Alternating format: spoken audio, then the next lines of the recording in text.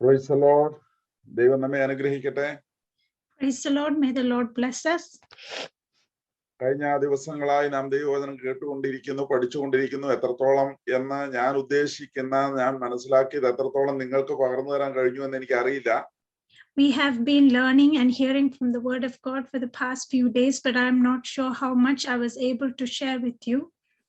സഭയ ശുശ്രൂഷകനെ പ്രിയപ്പെട്ട ദൈവമക്കൾ എല്ലാവരെയും ദൈവം അനുഗ്രഹിക്കുമാറാകട്ടെ. നിങ്ങളെ യേശുവിൽ സന്തോഷത്തോടെ ഈ കൂട്ടായ്മയിൽ ഞാൻ ദൈവനാമത്തെ മഹത്വപ്പെടുത്തുന്നു. May the Lord bless the church, Pastor Wills, and all the children of God. And I thank God for this opportunity. First സെഷനിൽ നമ്മൾ ഒരു ഇൻട്രൊഡക്ഷൻ ആയി ചിന്തിച്ചത് 3 കാലഘട്ടങ്ങളിലായുള്ള ദൈവത്തിന്റെ നിയമത്തെ കുറിച്ചായിരുന്നു. The first session we learned about the law of the Lord over 3 ages. ലേഖനങ്ങളുടെ പ്രസക്തിയെ കുറിച്ച് നാം കൂടുതലായി ഒന്ന് പോയിന്റ് ചെയ്ത് സംസാരിച്ചിരുന്നു. We emphasized about the importance of the epistles. അതുപോലെ പുതിയ നിയമത്തിലെ വിശ്വാസം എന്ന വിഷയം എന്താണ് എന്ന് നമ്മളൊന്ന് നോക്കിയിരുന്നു. വിശ്വാസത്തിന്റെ പ്രസക്തി, വിശ്വാസത്തിന്റെ definition. Then we looked into the important significance of faith in the New Testament. ഇന്നലെ നാം വിശ്വാസത്തിന്റെ വർധനവിന് എന്ത് ചെയ്യണമെന്ന് പറഞ്ഞാണ് നിർത്തിയത്. Yesterday we lastly concluded by meditating on what we should do for increasing our faith. അതുകൊണ്ട് വിശ്വാസത്തിന്റെ പുരോഗതിക്ക്, വളർച്ചയ്ക്ക് ദൈവവചനവുമായുള്ള നമ്മുടെ മെഡിറ്റേഷൻ, നമ്മുടെ ധ്യാനം എത്ര പ്രസക്തമാണ് എന്നത് ദൈവമക്കൾ പ്രാക്ടീസ് ചെയ്യുവാൻ ഞാൻ ഒരിക്കൽ കൂടെ ഓർമ്മിപ്പിക്കട്ടെ. I once again would like to remind the children of God to exercise the importance of meditating on the word of God in order to grow in faith. ജോലിയും തിരക്കുകളും ഉത്തരവാദിത്തങ്ങളും ഉള്ളപ്പോൾ വേറിട്ടിരുന്ന് അധിക സമയം വായിക്കാൻ കഴിഞ്ഞില്ലെന്ന് വന്നേക്കാം. പക്ഷെ ഒരു കാര്യം ചെയ്യുക, ലഭിക്കുന്ന സമയം ഒരു വാക്യമെങ്കിലും കാണാതെ പഠിച്ചാൽ അത് കൊണ്ടു നടന്ന് ധ്യാനിക്കാൻ നമുക്ക് കഴിയും.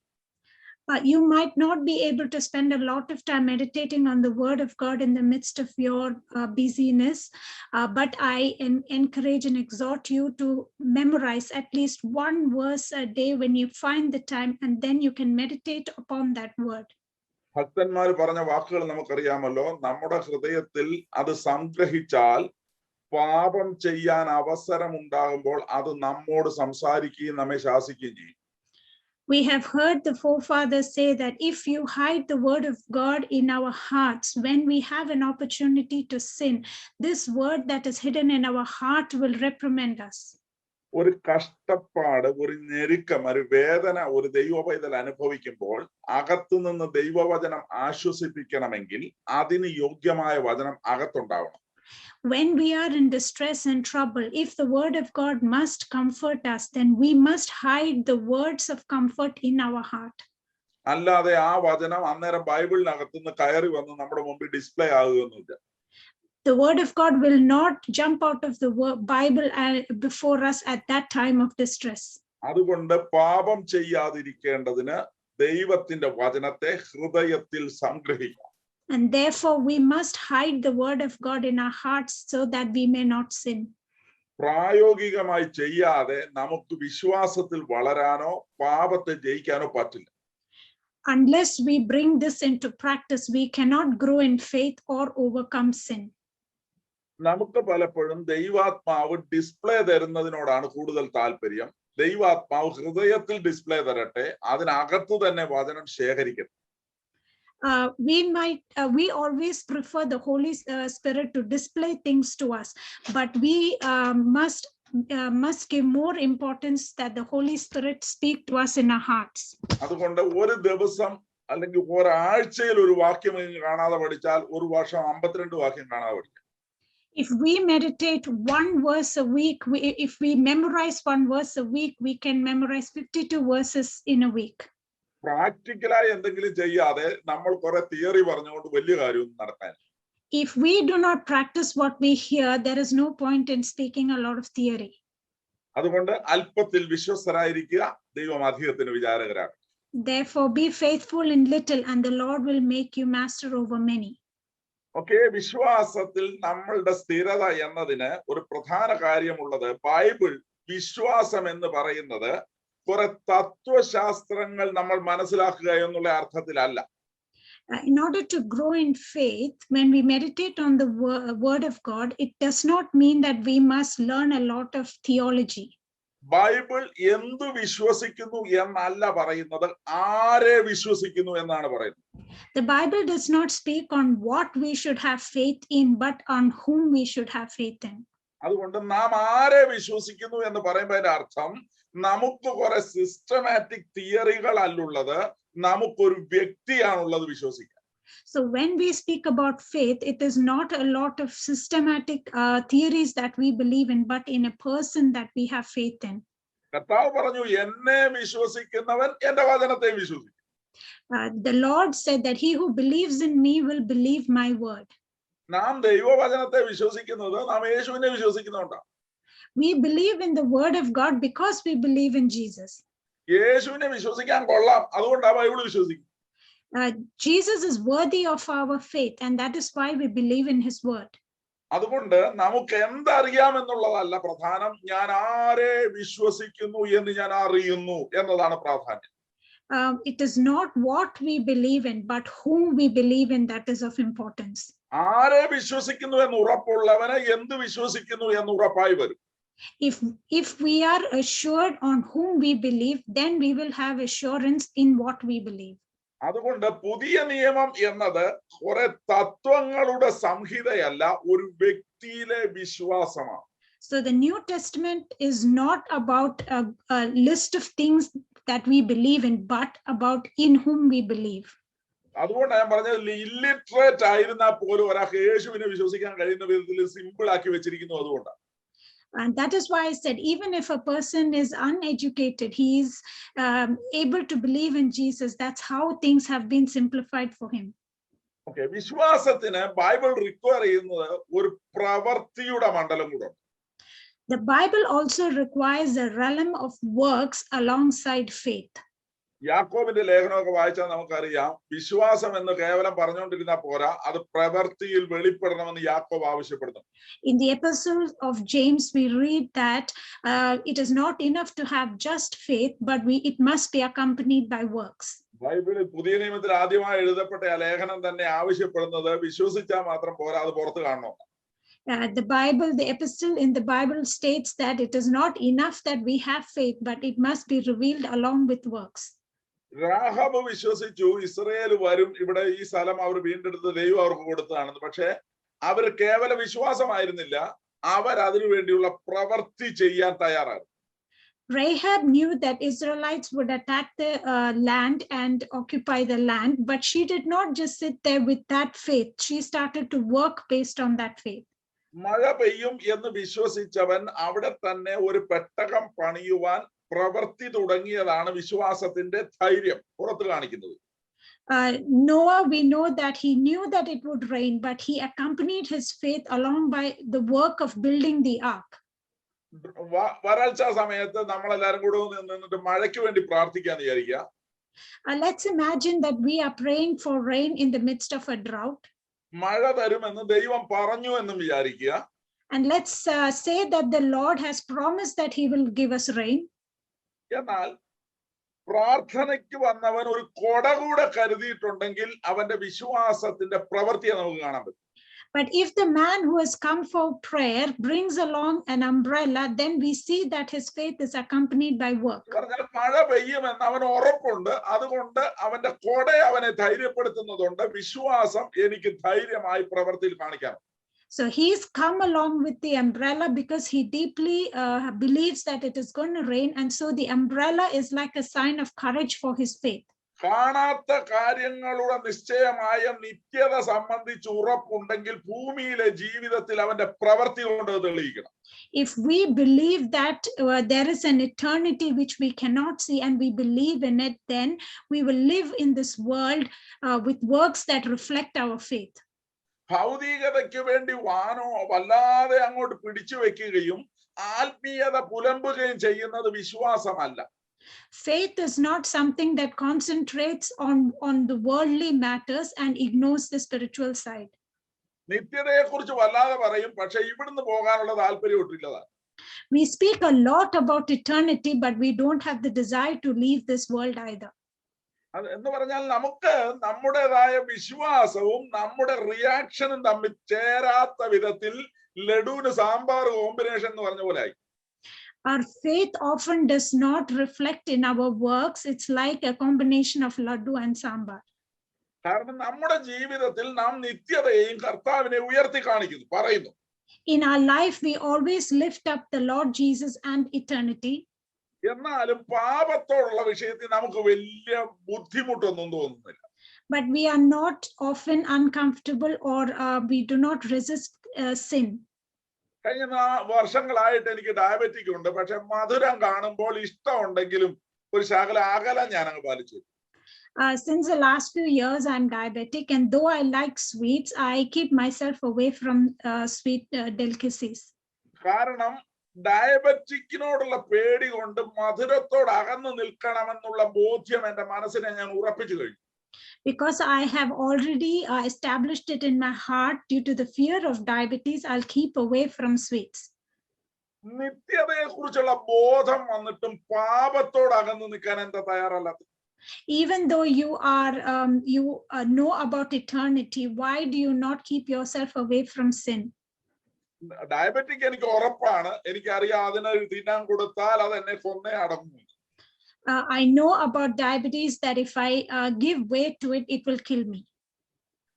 നിത്യതയെ കുറിച്ച് എനിക്ക് ഉറപ്പുണ്ടെങ്കിൽ ജഡത്തിന് തിന്നാൻ കൊടുത്താൽ അത് എന്നെ കൊല്ലുമെന്നെന്താ ബോധ്യമില്ലാത്തത്? If you are assured about eternity, then why do you not understand that if you feed your flesh, it will kill you? അതുകൊണ്ട് വിശ്വാസത്തെ കുറിച്ച് എബ്രായ ലേഖനം 11-ാം അധ്യായം നിരത്തി പറയുന്ന വാക്യങ്ങൾ നമുക്കറിയാം. We know all the verses regarding faith in Hebrews chapter 11. വിശ്വാസം കൂടാതെ ദൈവത്തെ പ്രസാദിപ്പിക്കാൻ കഴിയില്ലെന്ന് അവിടെ എഴുതിയിട്ടുണ്ട്. It is stated there that it is impossible to please God without faith. അതുകൊണ്ട് കണ്ണു തുറന്നു കാണുന്ന ഭൂമിയേക്കാൾ കണ്ണടച്ച കാണുന്ന വിശ്വാസത്തിന്റെ നായകനും പൂർത്തി വരുത്തുന്നവനുമായവനെ ശ്രദ്ധിച്ചു നോക്കാൻ പറയുന്നു. That is why it says that close your eyes to the world that you can see and open your eyes to the Lord whom you cannot see, who is the author and finisher of your faith. എന്നിട്ട് നമ്മുടെ ഓട്ടം ഓടണം, നാം ജീവിക്കേണ്ടതുപോലെ ജീവിക്കണം. And we must run our race and live our life the way we should live. നിങ്ങൾ 12:4 ഒന്ന് വായിക്കാം. എബ്രായ ലേഖനം 12:4. Let's read Hebrews chapter 12 verse 4. It reads, "You have not yet resisted to bloodshed, striving against sin." പാപത്തോട് നമുക്ക് പോരാടുന്നതിൽ പ്രാണത്യാഗത്തോളം എതിർത്തു നിൽക്കേണ്ടതുണ്ടെന്ന് ആ വിശ്വാസത്തിന്റെ പ്രാക്ടിക്കൽ വേയിൽ കാണിക്കുന്നു. The practical side of faith is that we must strive against sin until bloodshed. എങ്ങനെ ഈ പാപത്തോട് എതിർത്തു നിൽക്കുക? How can we resist sin? മദ്യപിച്ചതാണ് പാപമെങ്കിൽ മദ്യപാനം കഴിഞ്ഞിട്ട് കുപ്പിയോട് പോരാടാൻ പറ്റും. If drinking alcohol is the sin, can you fight against the bottle after drinking alcohol? നുണ പറഞ്ഞതാണ് പാപമെങ്കിൽ പറഞ്ഞു കഴിഞ്ഞിട്ട് അതിനോട് പോരാടാൻ പറ്റുമോ? If saying lies is the sin, can you fight against it after you have said a lie?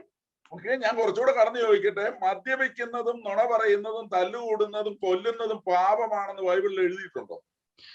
Is it written in the word of God that drinking alcohol, saying a lie, killing and fighting is a sin? കുറച്ചു പേർക്കെങ്കിലും ഒരു ആശ്വാസം വരും.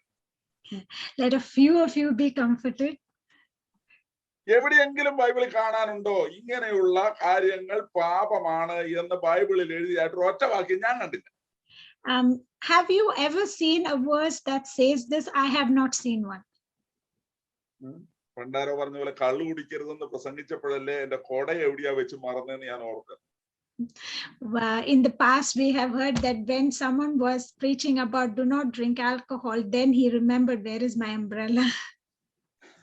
അപ്പൊ ആത്മീയ വിഷയങ്ങളിൽ ഈ വക കാര്യങ്ങൾ പാപമാണെന്ന് എഴുതിയ ഏതെങ്കിലും ഒരു വാക്യം നമുക്ക് കാണിച്ചു തരാനുണ്ടോ? Can you point out even one verse in the Bible that says all such things are sinful? ഞാൻ ചോദിക്കുന്നത് പാപത്തിന് വ്യക്തമായ ഡെഫിനിഷൻ എന്തെങ്കിലും ബൈബിൾ കൊടുക്കുന്നു? What I'm trying to say is, does the Bible say or give a proper definition for sin? വിശ്വാസത്തിൽ നിന്ന് ഉത്ഭവിക്കാത്തത് പാപമാണ്. Anything that comes out of that comes without faith is sin. പാപം അധർമ്മം തന്നെ. Sin is transgression. നമുക്കറിയാം ഈ വക കുറെ വാക്കുകൾ ഉണ്ടെങ്കിലും പാപം എന്താണെന്ന് എങ്ങനെ അറിയാം? There are a few verses about sin in like this, but how do we know what is sin? ഈ കാര്യങ്ങളിൽ പുറത്തു വരുന്ന പ്രവർത്തികളാണ് പാപമെങ്കിൽ അതിനോട് നമ്മൾ എങ്ങനെ പോരാടുക? If the works of sin come out in such manner, how do we fight against it? നാം മനസ്സിലാക്കിയിരിക്കുന്ന പലതും അതിനേക്കാൾ കുറച്ചുകൂടെ ആഴത്തിൽ മനസ്സിലാക്കേണ്ട സത്യങ്ങളാണെന്നും കൂടെ നമുക്ക് തിരിയണം. We must understand that there are things in deep that we must understand beyond what we already know. വേണ്ട, ഏക മനുഷ്യനാൽ പാപവും പാപത്താൽ മരണവും ലോകത്തിൽ കടന്നു. We read that through one man sin entered the world and through sin came death. കായിനോട് കർത്താവ് പറയുന്നുണ്ട്, പാപം നിന്റെ വാതിൽക്കൽ കിടക്കുന്നു, അതിന്റെ ആഗ്രഹം നിന്നോടാകുന്നു, നീയോ അതിനെ കീഴടക്കണം. God told Cain, sin is at the doorstep of your heart and its desire is towards you and you have fallen for it. അന്ന് അനിയനെ കൊന്നിട്ടില്ല. But it has not killed you. അപ്പോൾ ആരുണ്ട് സമീപത്ത്? പാപം അവന്റെ സമീപത്തുണ്ട്. At that time, sin is standing next to him.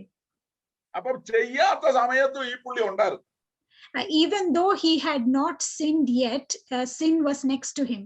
അതായത് കള്ളു കുടിച്ചില്ലെങ്കിലും പാപം അവിടെ ഉണ്ടായിരുന്നു. It means even if you don't drink alcohol, sin is still present. Immorality അസന്മാർഗികതയിലേക്ക് പോയില്ലെങ്കിലും ഈ പാപം അവിടെ ഉണ്ടാകാം. Even if you don't go into immorality, sin is still present.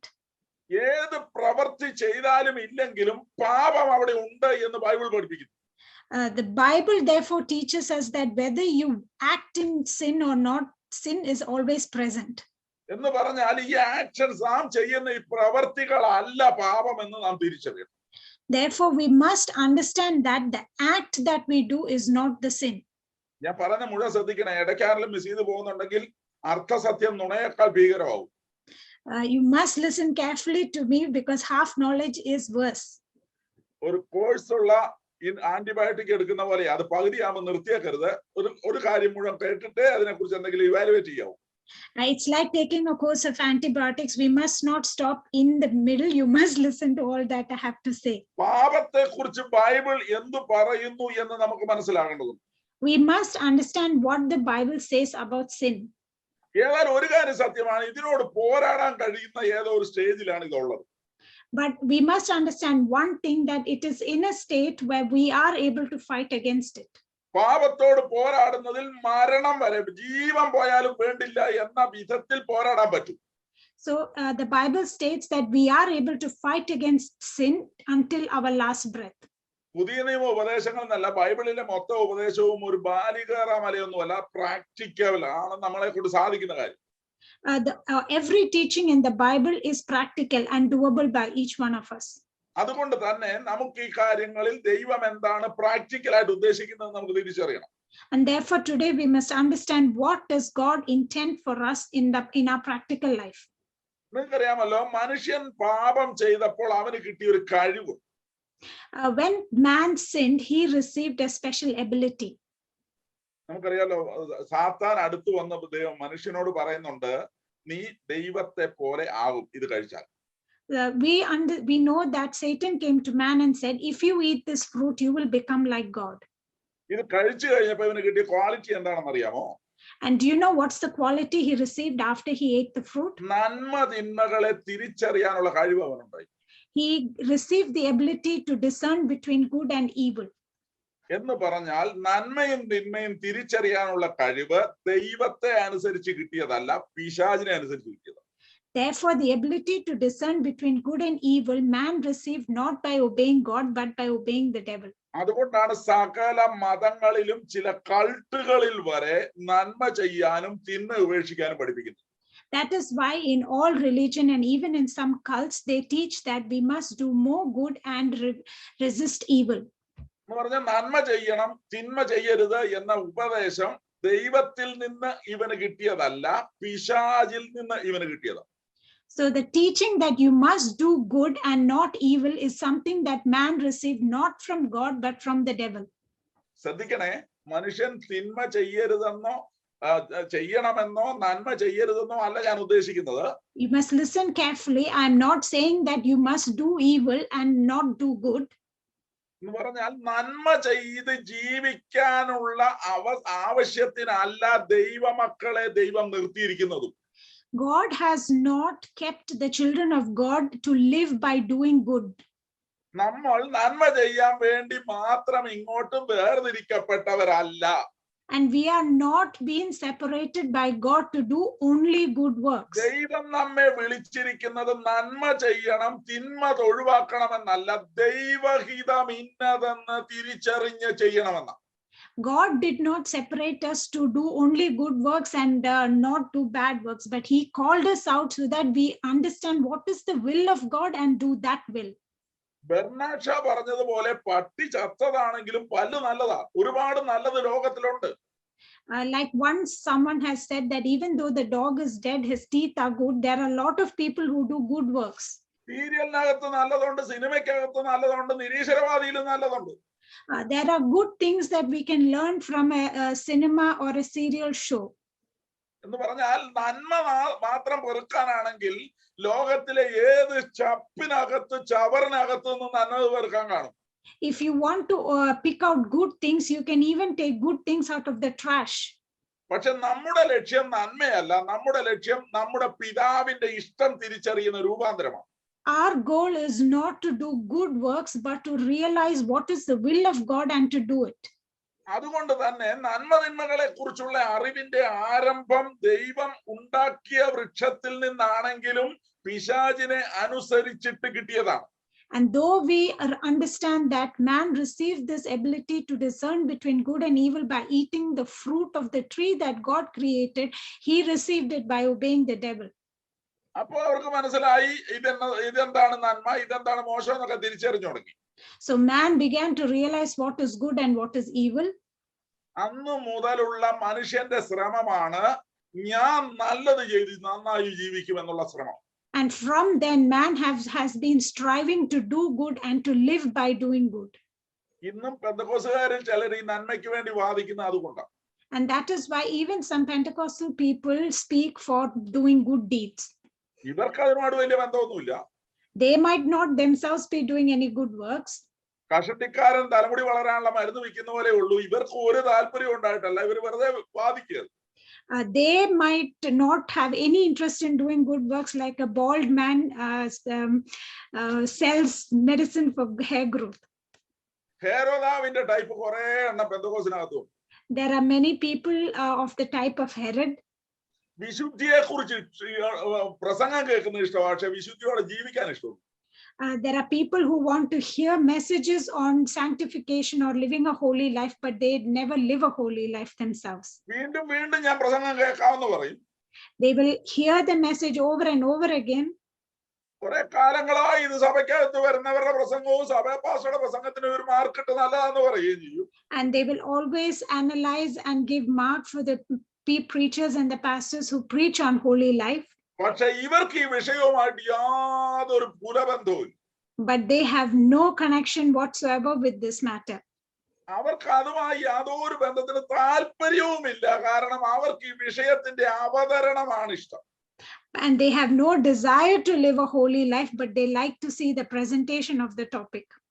നോക്കുക, നന്മ എന്നത് നമുക്ക് താല്പര്യമുള്ള വിഷയം തന്നെയാണ്. പക്ഷെ നന്മ മാത്രം ചെയ്ത് രക്ഷപ്പെടാൻ പറ്റുമായിരുന്നെങ്കിൽ യേശു മരിക്കണ്ടായിരുന്നു. Though we need to have good works in our life, it is not enough for our salvation. And if it was so, then Jesus would not have to die. നമുക്ക് തന്നെ നമ്മുടെ തിന്മയെ ഒഴിവാക്കി നന്മയെ മാത്രം സെപ്പറേറ്റ് ചെയ്യാൻ കഴിയുമായിരുന്നെങ്കിൽ ദൈവവുമായുള്ള ബന്ധം പോലും നമുക്ക് ആവശ്യമില്ല.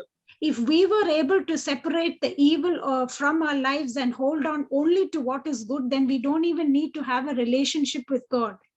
എന്നാൽ പാപം ചെയ്ത ആദാമ്യ കുലത്തിന് ഒരു ബിൽറ്റ് ഇൻ സോഫ്റ്റ്വെയർ പോലെ നമ്മുടെ അകത്ത് ഭരിക്കുന്ന ഒരു ശക്തിയായിട്ടാണ് ബൈബിൾ പാപത്തെ പഠിപ്പിക്കുന്നത്.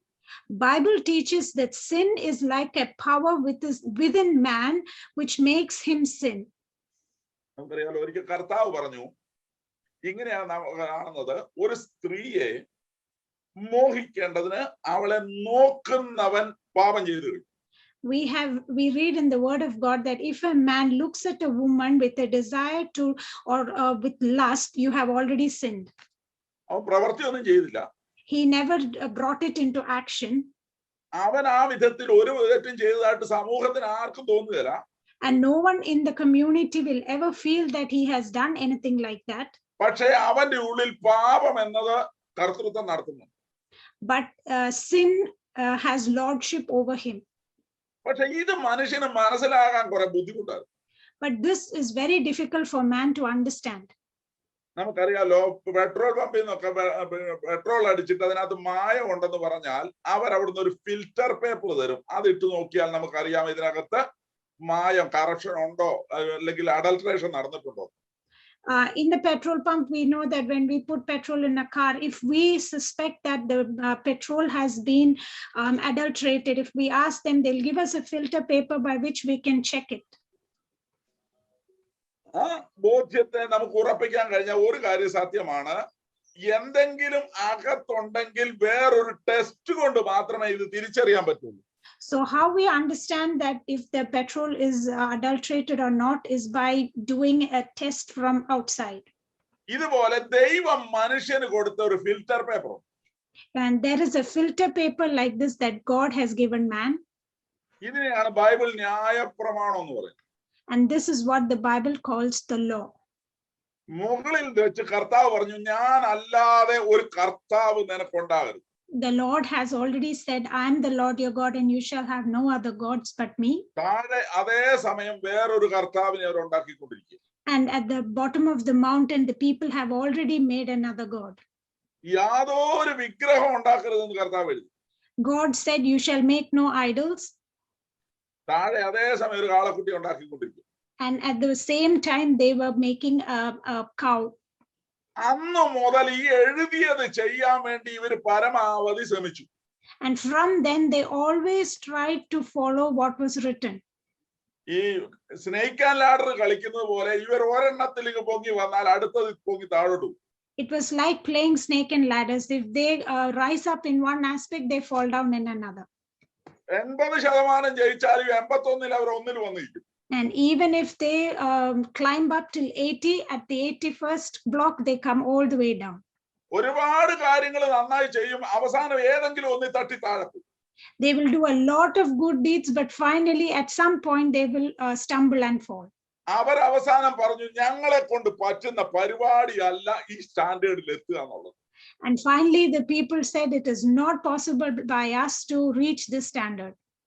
ഒരൊറ്റ മനുഷ്യൻ ന്യായപ്രമാണം കൊണ്ട് രക്ഷപ്പെട്ടില്ല. There was not one man who was saved by following the law of God.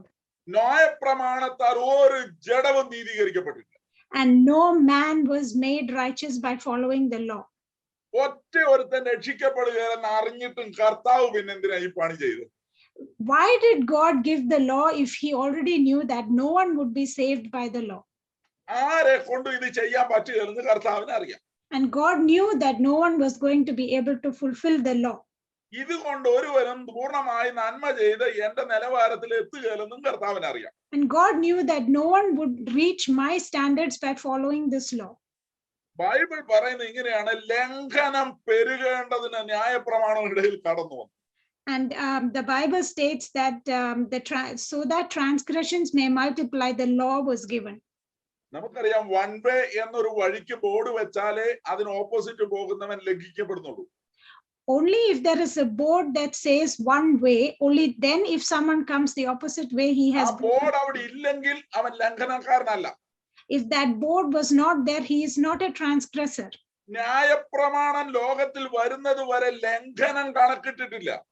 Until the law was given in this world, there was no transgression. പക്ഷെ പാപം കണക്കിടപ്പെട്ടിരുന്നു. But sin was taken into account. ഇത് തമ്മിലുള്ള വ്യത്യാസം മനസ്സിലാക്കേണ്ടത്. ലംഘനം എന്താണ്, പാപം എന്താണ്? We must understand the difference between what is transgression and what is sin. ഇത് തിരിച്ചറിയാതെ നമുക്ക് ഈ പാപത്തോട് പോരാടാൻ പറ്റില്ല. And unless we understand the difference between these two, we cannot fight against sin. നമുക്കറിയാം ശത്രു ഏതാണെന്ന് അറിയാതെ നമ്മളെങ്ങനെ യുദ്ധം ചെയ്യുന്നത്? And unless we know our enemy, how can we battle against him? നമുക്കറിയാം, അകത്ത് ഞാൻ ഒരു ഇരുമ്പോ അങ്ങനെ ഏതെങ്കിലും ആണിയോ മറ്റോ വിഴുങ്ങിയിട്ട് എനിക്ക് വയറ്റ് ഛർദ്ദിക്കുകയാണെന്ന് വിചാരിക്കുക. Let's imagine that I have swallowed a steel or a metal object like a nail and I'm trying to vomit.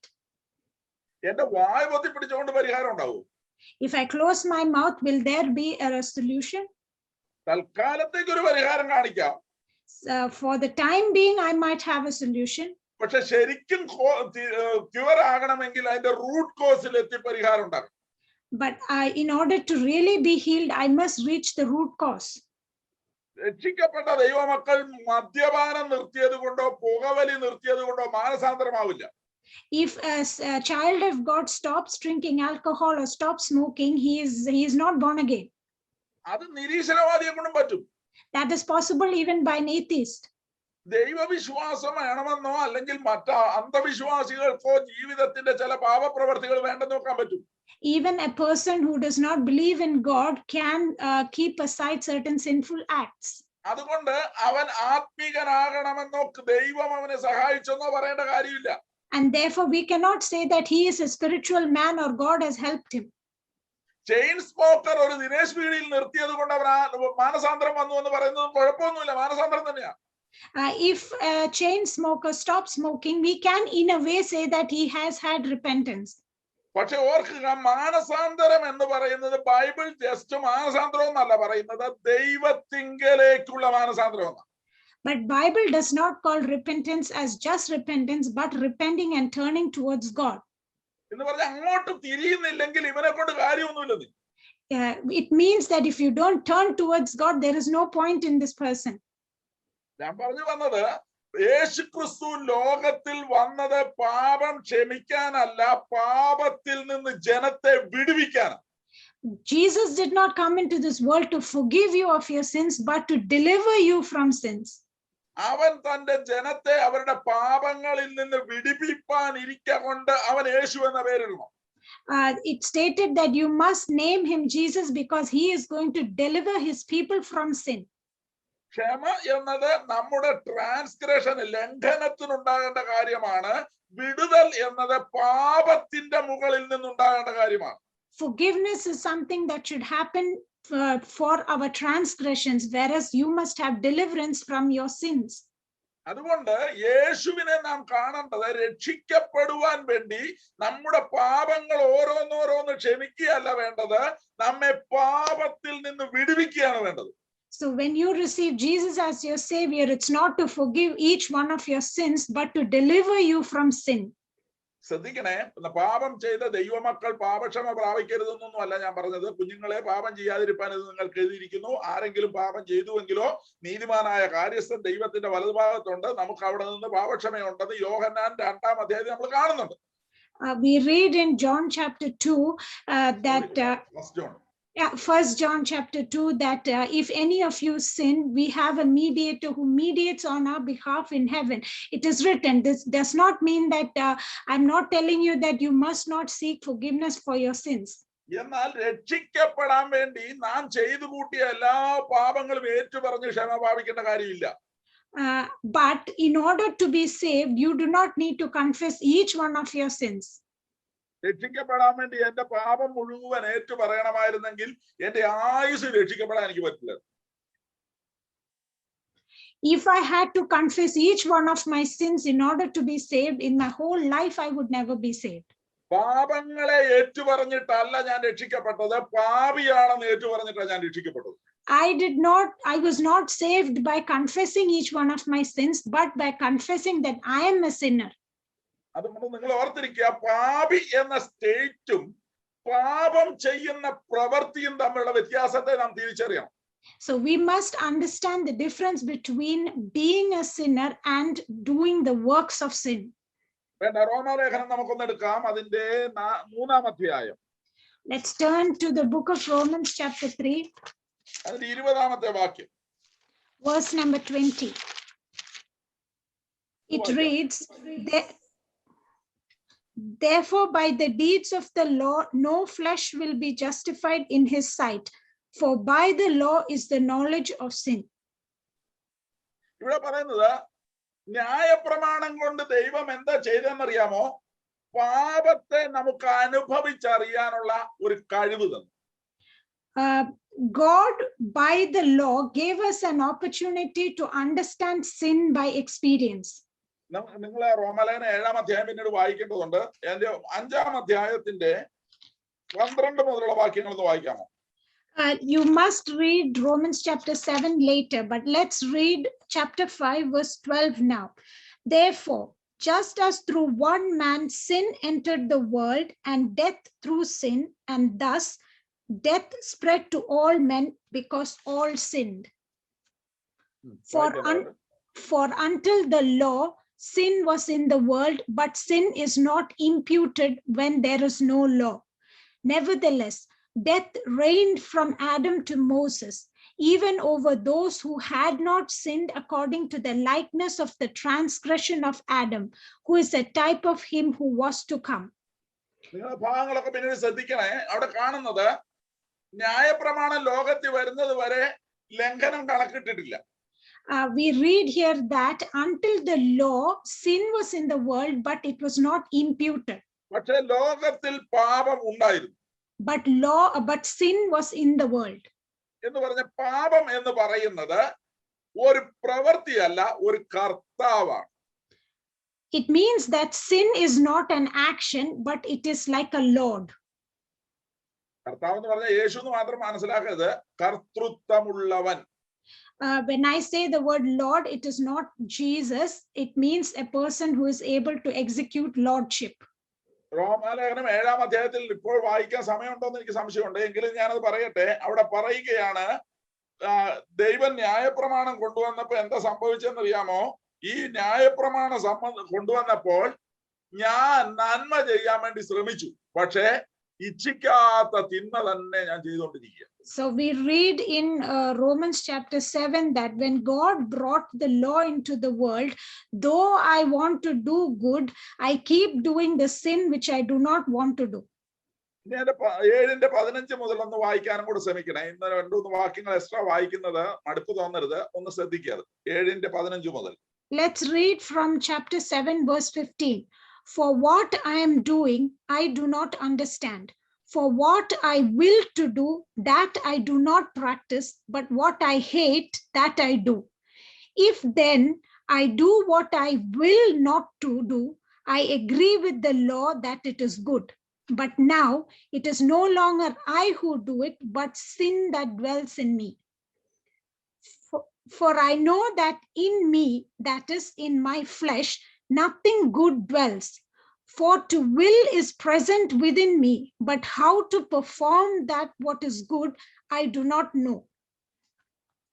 For the good that I will to do, I do not do, but the evil I will not to do, that I practice. For if I do what I will not to do, it is no longer I who do it, but sin that dwells in me. I find then a law, that evil is present with me, the one who wills to do good. For I delight in the law of God according to the inward man, but I see another law in my members, warring against the law of my mind, and bringing me into captivity to the law of sin which is in my members. നമുക്ക് ഈ ഭാഗത്ത് കാണുന്നത് നന്മ ചെയ്യാൻ ആഗ്രഹമുള്ളവനാണ് മനുഷ്യൻ. Man is someone who desires to do what is good. ഏത് വൃത്തികെട്ട ജന്മത്തെയും നോക്കിക്കോളൂ, ജനിച്ചപടി അത് ചെയ്യാൻ വേണ്ടിയൊന്നുമല്ല അവൻ ജനിച്ചത്. You look at any wretched man, he was not born with the desire to sin. നമ്മളും തെറ്റ് ചെയ്തതൊക്കെ തെറ്റ് ചെയ്യാനുള്ള സുഖം കൊണ്ടൊന്നുമല്ല, താല്പര്യം കൊണ്ടൊന്നുമല്ല. And we also did not sin because we wanted to sin. എന്നാൽ നമുക്ക് ഇഷ്ടമല്ലാത്തത് നമ്മളെ കൊണ്ട് ചെയ്യിക്കുന്ന ഒരു കർത്താവ് നമ്മുടെ അകത്തുണ്ടായിരുന്നു. But there is a Lord in us, or a law in us, that makes us do things that we don't like. ആ മുതലാളി എന്നെ കൊണ്ട് അത് ചെയ്യിക്കുകയും എനിക്ക് ഇഷ്ടമല്ലാത്തത് ചെയ്യിച്ച് എന്നെ നാശമാക്കുകയും ചെയ്തു. And that master made me do things which I do not like and destroyed me. അതിന്റെ കാരണം ഞാനല്ല, എന്റെ അകത്തെ ഓപ്പറേറ്റിംഗ് സിസ്റ്റമാണ്. And the reason for that is not me, but the system that works or operates in me. കാരണം അതിനെ operate ചെയ്യുന്ന അതിന്റെ ആ പ്രോസസർ അങ്ങനെയാ അതിനെ കൊണ്ട് പണി ചെയ്യിക്കുന്നത്. And the processor of that system within me works in such a manner. അതുകൊണ്ട് ഞാൻ ഇതിന്റെ സ്ക്രീൻ ഓഫ് ആക്കി വെച്ചത് കൊണ്ട് പ്രശ്നം തീരുന്നില്ല. So therefore, if I switch off the screen, it does not solve the problem. ഇതിന്റെ പ്രശ്നം പ്രവൃത്തിയിലല്ല, ഇതിന്റെ പ്രശ്നം അതിന്റെ ബാക്കിലെ ലോഡ്ഷിപ്പിലാണ്. The problem is not in the action that we do, but the lordship that works in us. എന്ന് പറഞ്ഞാൽ ഈ മുതലാളി ഇതിനകത്ത് ഇരിക്കുന്നിടത്തോളം കാലം എനിക്ക് രക്ഷപ്പെടാനാവില്ല.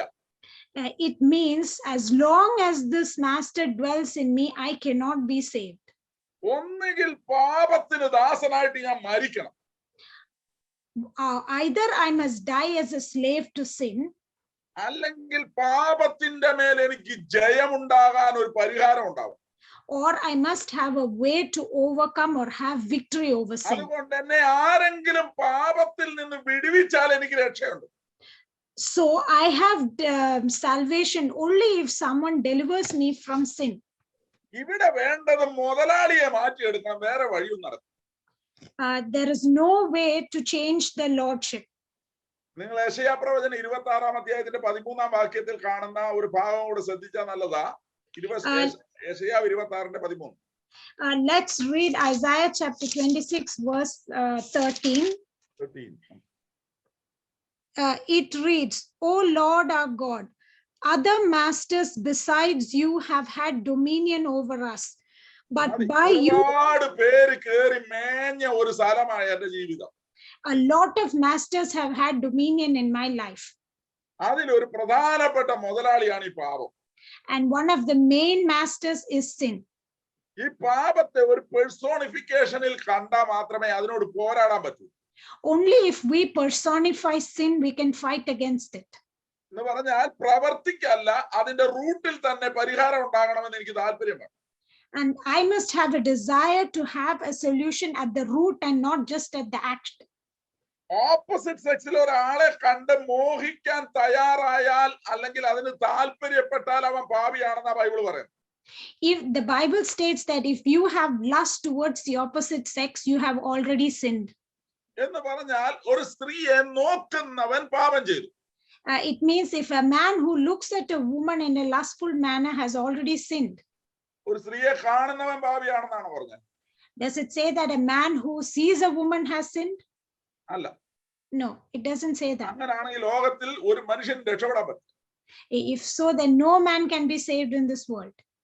കാണുന്നതല്ല പ്രശ്നം, നോക്കുന്നതാണ് പ്രശ്നം. The problem is not that you see, the problem is that you look. കാണുന്ന ഒന്നിനെ സ്വീകരിച്ച എന്റെ ഡിസിഷൻ കൊണ്ട് ഞാൻ ചെയ്യുന്ന പണിയാണ് നോക്കുകൾ. The decision that I make by seeing, the decision to look that I make by seeing is the sin. എന്ന് പറഞ്ഞാൽ കണ്ടതല്ല തെറ്റായത്, കണ്ടതിനോടുള്ള എന്റെ ഇന്റൻഷനും അതിലുള്ള ഡിസിഷനും അതിന്റെ ആക്ഷനുമാണ് എന്നെ പാപിയാക്കിയത്. The sin is not based on what I see, but based on the intentions and decisions that I make after I see. അവിടെയാണെങ്കിൽ തീരുമാനം എവിടെയാ ഉണ്ടാകേണ്ടത്, വ്യത്യാസം എവിടെയാ ഉണ്ടാകേണ്ടത്, കണ്ണിനല്ല ഹൃദയത്തിനാണ്. So where must the change happen? Not in my eyes, but in my heart. നോക്കുക, ഒരു ദൈവ പൈതലിന്റെ വിൽ പവറിലേക്ക് തിരിഞ്ഞു നോക്കിയാൽ അറിയാം നാം ഏതിന് അടിമയാണ്. If you look at your willpower, you will know you are a slave of what. ഞാൻ ആർക്ക് വേല ചെയ്യുന്നു എന്ന് തിരിച്ചറിയണമെങ്കിൽ എന്റെ അകത്തേക്ക് നോക്കണം. കർത്താവ് പറഞ്ഞു, ആരുടെയും വായിലേക്ക് ചെല്ലുന്ന ആഹാരമല്ല അവനെ അശുദ്ധനാക്കുന്നത്, അവന്റെ ഹൃദയത്തിൽ നിന്ന് പുറപ്പെടുന്നതാണ് അവനെ അശുദ്ധനാക്കുന്നത്. Jesus has said that not what goes into you makes you unclean, but what comes out of you is what makes you unclean. ഇതിന്റെ അർത്ഥം എന്താണെന്ന് ചോദിച്ചാൽ, ഒരു ദൈവ പൈതൽ പാപത്തെ തിരിച്ചറിയേണ്ടത് പുറത്തു നിന്നല്ല, അകത്തു നിന്നാണ്. A child of God must realize that he is a sinner or not by looking at what is outward, but by looking within himself. നമ്മുടെ അകത്തെ കാര്യങ്ങൾക്ക് നമ്മുടെ മേൽ കർത്തൃത്വം നടത്താൻ ഒരു നല്ല മുതലാളി ഉണ്ടായിരുന്നെങ്കിൽ നല്ലത് ചെയ്തേനെ. പാപമാണ് മുതലാളി എങ്കിൽ അതേ പുറത്തു വരൂ. If the master that rules within us is good, then only good deeds will come out of us. But if it is evil, then we will sin. ഒരു ആത്മീകനാകണമെങ്കിൽ അല്ലെങ്കിൽ നന്നായി ഒരു ജീവിതം മുന്നോട്ട് പോകണമെങ്കിൽ ആദ്യമായി ഒരു മനുഷ്യന് വേണ്ടത് അവന്റെ മുതലാളിയെ മാറ്റിയിടും. If a man wants to be spiritual or good deeds, the first thing he must do is change the master that rules within him. കർത്താവ് പറഞ്ഞ് എന്നെ കർത്താവേ കർത്താവേ എന്ന് വിളിച്ചാൽ പോരാ, കർത്തൃത്വം എനിക്ക് വിട്ടു തന്നിട്ട് ജീവിക്കാൻ നോക്കണം. Jesus said, it's not enough that you call me Lord, Lord, but you must give me lordship. യേശുവിനെ ദൈവമാണെന്ന് വിശ്വസിക്കുന്നത് കൊണ്ട് ഒരുവൻ ആത്മീയനാകുമെങ്കിൽ ലൂസിഫർ ആയിരിക്കും ആദ്യത്തെ ആത്മീയൻ. If one would become a spiritual man just by believing Jesus, then Lucifer would be the first spiritual man. കാരണം ദൈവം യേശുവിന്റെ ദൈവത്വത്തെ എന്നേക്കാൾ കൂടുതൽ ലൂസിഫറിന് അറിയാം. Because Lucifer knows better than me the divine nature of Jesus. യേശു നല്ലവനാണെന്ന് എന്നേക്കാൾ കൂടുതൽ ലൂസിഫറിന് അറിയാം. And Lucifer knows that Jesus is good, better than me. യേശുവിന് അത്ഭുതം ചെയ്യാൻ കഴിയുമെന്ന് എന്നേക്കാൾ നന്നായി ലൂസിഫറിന് അറിയാം. And Lucifer knows better than me that Jesus is able to work miracles. യേശുവിനെ എന്നേക്കാൾ കൂടുതൽ ഭയപ്പെടുന്നതും ലൂസിഫർ തന്നെയാണ്. Lucifer fears and even trembles at the presence of Jesus more than I do. പക്ഷേ യേശുവിനെ കർത്താവായി സ്വീകരിക്കാൻ ലൂസിഫറിന് പറ്റില്ല, അത് എനിക്കേ പറ്റൂ. But Lucifer will never be able to receive Jesus as Lord. That is only possible by me. കാരണം എന്നിലാണ് കർത്തൃത്വത്തിന്റെ വിഷയമുള്ളത്. യേശുവിനെ കർത്താവ് എന്ന് ഹൃദയം കൊണ്ട് വിശ്വസിക്കുകയും വായ് കൊണ്ട് ഏറ്റുപറയുകയും ചെയ്താലേ ഞാൻ രക്ഷിക്കപ്പെടുന്നുള്ളൂ. Because the matter of lordship is within me, and only when I believe in Jesus and confess him with my mouth, only then I am saved. യേശുവിനെ കർത്താവായി സ്വീകരിക്കുമ്പോൾ ഇതുവരെയുള്ള പാപം എന്ന മുതലാളിയോട് നോ പറയുന്ന പരിപാടിയാണ്. When you receive Jesus as your Lord, it is saying no to the master, which was sin. രക്ഷിക്കപ്പെട്ട ഒരുവനിൽ പാപം കർത്തൃത്വം വഹിക്കില്ല, പക്ഷെ പാപം സ്വാധീനം നടത്തും. A man who is saved, sin might no longer have lordship over him, but will have an influence on him. നിങ്ങൾ റോമാലേഖനം ഗലാത്യ ലേഖനം ഒക്കെ അക്കാര്യത്തിൽ ഒന്ന് വായിക്കുന്നത് നല്ലതാണ്. ഇപ്പോൾ ഞാനത് വായിക്കാൻ പോയ സമയം ഒരുപാട്. In this matter, it is good to study the book of Romans and Galatians, but right now we don't have the time for it. നാം കൃപയിലേക്ക് ദൈവസഹായത്തിലേക്ക് വന്നതോടെ ഇനിമേൽ പാപം നമ്മുടെ മേൽ കർത്തൃത്വം നടത്തുകയില്ല. നാം കൃപയ്ക്ക് അത്ര അധീനരായിരിക്കുന്നത്. Now that we have come under grace, sin no longer has any lordship over us, for we are under grace. രക്ഷിക്കപ്പെട്ട ഒരുവന്റെ പ്രത്യേകത എന്താണെന്ന് ചോദിച്ചാൽ ഇപ്പൊ ഇച്ഛിക്കുന്നത് ചെയ്യാൻ സഹായിക്കുന്ന ഒരുവനകത്തും. The speciality of a person who is saved is that now there is someone within us who helps us to do the good that we desire. നന്നായിട്ട് ജീവിക്കണമെന്ന് താല്പര്യമുണ്ടോ? നിന്നെ സഹായിക്കാൻ കർത്താവ് നിന്റെ അകത്തും. If you desire to live a good life, the Lord is in you to help you live that life. ഇതുവരെ നന്നായി ജീവിക്കാൻ താല്പര്യമുണ്ടെങ്കിലും ഇച്ഛിക്കാത്തത് ചെയ്യിക്കുന്നവനായിരുന്നു അകത്തുണ്ടായിരുന്നത്. Even though until now you wanted to do good, the Lord that was within you always made you sin. പാപം നമ്മളെ കൊണ്ട് robot പോലെ ചെയ്യിക്കുമായിരുന്നു, പക്ഷെ യേശു നമ്മളെ robot ആക്കില്ല, കർത്താവ് നമ്മളെ സഹായിക്കൂ. Sin used to make us like a robot to do evil, but Jesus does not make us a robot. He actually helps us. പരിശുദ്ധാത്മാവ് ഒരാളെയും പോസസ് ചെയ്യില്ല, പരിശുദ്ധാത്മാവ് നമ്മെ തുണ നിൽക്കുകയേ ചെയ്യൂ. The Holy Spirit never possesses anyone, but he always stands by our side to help us. എന്നാൽ പാപവും പിശാചും ഒക്കെ പോസസ് ചെയ്യാൻ തയ്യാറാകും, കാരണം അവർക്ക് അവരുടേതായ ഡൊമീനിയൻ നമ്മുടെ മേൽ വേണമായിരുന്നു. But sin and the devil always tries to possess a man because they wanted to execute their dominion over us. അതുകൊണ്ട് രക്ഷിക്കപ്പെട്ടവനെ സംബന്ധിച്ചിടത്തോളം സഹായിപ്പാൻ ഒരു അത്യുന്നതൻ നമ്മുടെ അകത്തുണ്ടെന്നുള്ള തന്റെ ഇടമുള്ള വിശ്വാസം ഉണ്ടെങ്കിൽ ജീവിക്കാൻ പറ്റും. So concerning a child of God, if you have the deep courage and assurance that there is a God Almighty in you to help you, then you will be able to live a good life. രക്ഷിക്കപ്പെട്ടതോടുകൂടെ ഞാൻ ജീവിതത്തിൽ ഒരു പാപം ചെയ്തിട്ടില്ല എന്നൊന്നും ആർക്കും പറയാനാവില്ല, പക്ഷെ തെറ്റിപ്പോയാലും മടങ്ങി വരാൻ ഒരു കാലഘട്ടം നമുക്ക് ദൈവം തന്നിട്ടുണ്ട്. No one who is saved can ever claim that he has never sinned again. But if you repent and come back, this is a season that God has given for you to turn back. ഞാൻ അന്ന് പറഞ്ഞ കാര്യം ഓർക്കുന്നുണ്ടല്ലോ, ജീവിതത്തിന്റെ graph വരച്ചാൽ നമുക്ക് തുമ്പെന്ന് വിട്ടതുപോലെ rocket പോയ പോലൊന്നും പോവില്ല. But we already discussed, if we drew a graph of our life, none of us would have a graph that goes up like a rocket. അതിപ്പോ അപ്പ് ആൻഡ് ഡൗൺ ഒക്കെ ആയിരുന്നാലും നമ്മെ സംബന്ധിച്ചിടത്തോളം വളരാൻ പറ്റുന്ന ഒരു സ്റ്റേജ് ദൈവം തന്നിട്ടുണ്ട്. അതിന് ദൈവം നമുക്ക് തന്ന ക്രിസ്തീയ ജീവിതം ഓർത്ത് ദൈവത്തെ സ്തുതിക്കണം. Though our graph may go up and down, God has given us an opportunity to grow in our spiritual life, and we should be thankful to God for that. തെറ്റിയാൽ വീണ്ടും ആവർത്തിക്കരുത്, തിരുത്തണം. If you do something wrong, you must repent and come back and not repeat it. തെറ്റ് ചെയ്യാനുള്ള സ്വാതന്ത്ര്യമൊന്നും അതിനകത്ത് ഇല്ലായിരിക്കാം, പക്ഷെ മടങ്ങി വരാനുള്ള സ്വാതന്ത്ര്യം. There might be no freedom to sin, but there is always a freedom to come back. അകത്തെ ചിന്തകൾ വചനവിരുദ്ധമായത് കൊണ്ട് നടന്നോ, തിരുത്തണം. ദൈവാത്മാവ് ഇടപെടട്ടെ, വചനം ക്രിയ ചെയ്യട്ടെ, ജീവിക്കാൻ തയ്യാറാകട്ടെ. If you have thought against the word of God, correct yourself, and may the Holy Spirit enable you to come back. ഒരു വ്യത്യാസവും ക്രിസ്തീയ ജീവിതത്തിൽ വരുത്താൻ താല്പര്യമില്ല, പിന്നെ എന്തിനാ ക്രിസ്ത്യാനിയായിട്ടിരിക്കും? If you do not desire to make any change to your life, then why do you live as a Christian? ജീവിക്കാൻ തയ്യാറല്ലെങ്കിൽ വേറെ എത്ര ഗ്രൂപ്പ് ഉണ്ട് പാപത്തിൽ സുഖിക്കാൻ പറ്റിയത്? എന്തിനീ പെന്തക്കോസ്തിൽ കിടന്ന് കളിക്കണം? If you do not want to change your life, why are you part of this Pentecostal? There are so many other groups that you can be part of. യേശു എന്ന കർത്താവിനെ അനുസരിച്ച് ജീവിക്കാൻ തയ്യാറല്ലെങ്കിൽ പിന്നെ എന്തിനാ അവനെ കർത്താവായിട്ട് സ്വീകരിച്ചേ? If you don't want to live according to the Lord Jesus Christ, then why did you receive him as your Lord? തെറ്റുകാലെന്നല്ല ഞാൻ പറഞ്ഞത്, തിരുത്തപ്പെടണം.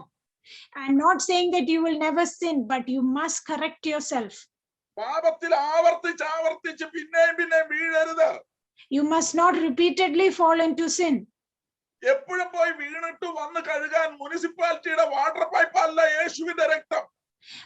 The blood of Jesus Christ is not like the municipality water that you can repeatedly come back and wash yourself every time you sin. മാനസാന്തരത്തിന് അനുഭവം ഉണ്ടായാൽ ദൈവമക്കൾ എന്ന ബോധ്യത്തിൽ ജീവിക്കാൻ തയ്യാറാകണം.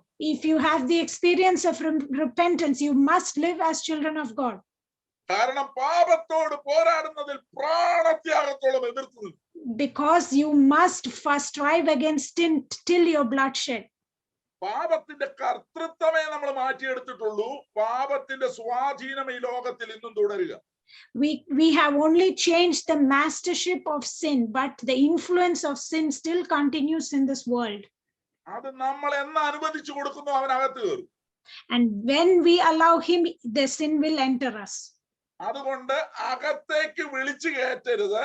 ആവശ്യമില്ലാത്തവരോട് no പറഞ്ഞു മാറി. So you should not allow sin to enter into you. What is not needed, say no to it and remove it from your life. ആൾക്കാർ ഇങ്ങനെ പറയാറുണ്ട്, പാകിസ്ഥാനോട് കൂറും ഇന്ത്യയുടെ ചോറും ഉള്ള ഒരു group ലോകത്തുണ്ട്. The people say that there are people with the zeal of Pakistan and eating the rice of India. ഇതുപോലെ പാപത്തോട് കൂറും ആത്മീയൻ എന്ന പേരുള്ള കുറെ പേരുണ്ട്. And there are people like this who love sin but are named as spiritual. കാരണം അവർക്ക് ഇഷ്ടം പാപം ചെയ്യുന്നതാ, അതിലൊരു സുഖമാണ്.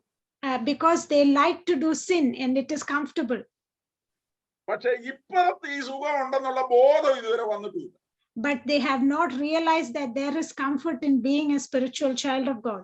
നമ്മൾ സാധാരണ വിളിക്കാറുള്ള മുടിയനായ പുത്രൻ എന്ന് പറഞ്ഞൊരു കഥയില്ലേ? There is a story we often say, the parable of the lost son. അത് മുടിയനായ പുത്രന്റെ കഥയല്ല, സ്നേഹമുള്ള അപ്പന്റെ കഥയാ. കർത്താവ് അങ്ങനെ ഉദ്ദേശിച്ചു. The story is not about the lost son, but about a loving father. നമ്മൾ ഈ സൈഡിലായതുകൊണ്ടാണ് നമ്മൾ അതിനാ പേരിട്ടിട്ട് ആ സൈഡിൽ നിൽക്കുന്നത്. Because we are on the side of sin, that's why we named that story like that. കർത്താവ് മുടിയനായ പുത്രനെ അല്ല അവിടെ ഫോക്കസ് ചെയ്തത്, സ്നേഹമുള്ള ഒരു പിതാവിനെ അവിടെ ഫോക്കസ് ചെയ്തു.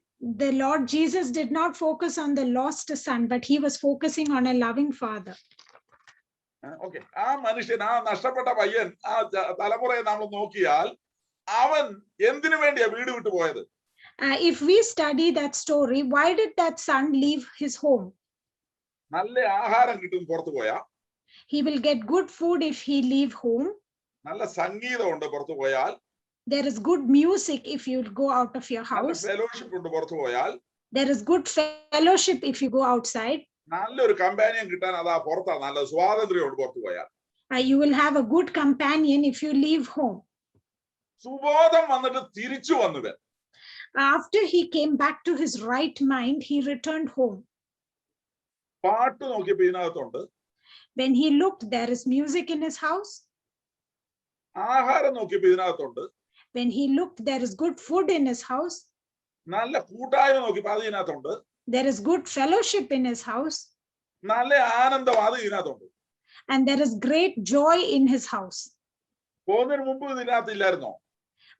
Were these things not there even before he left his house? ഒറ്റ കാര്യമില്ലായിരുന്നു, സുബോധം മാത്രം. Or there was one thing he was lacking in his right mind. സുബോധം വന്നപ്പോ ഇതെല്ലാം തിരിച്ചറിയാൻ തുടങ്ങി. When he came to his right mind, he saw all these things in his house. Michael ജാക്സന്റെ പാട്ടിനേക്കാൾ നല്ലതാ ദൈവമക്കള് കൈകൊട്ടി പാടുന്നത്. Singing, clapping your hands with the believers is better than Michael Jackson's music. ലോകത്തിലെ ഏത് പഞ്ചനക്ഷത്ര ഫുഡിനേക്കാൾ നല്ലതാണെന്ന് സമാധാനത്തോടെ വീട്ടിൽ ഇരുന്ന് കഞ്ഞി കുടിക്കുന്നത്. Having food in your house in peace is better than any hotel food that you might have. എല്ലാ ആത്മീക അനുഭവങ്ങളിലെയും ആനന്ദം തിരിച്ചറിഞ്ഞ സുബോധമുണ്ടെങ്കിൽ ലോകത്തിന്റെ പാപത്തിന്റെ പിന്നാലെ ഒരു ദൈവവേദന പോവില്ല.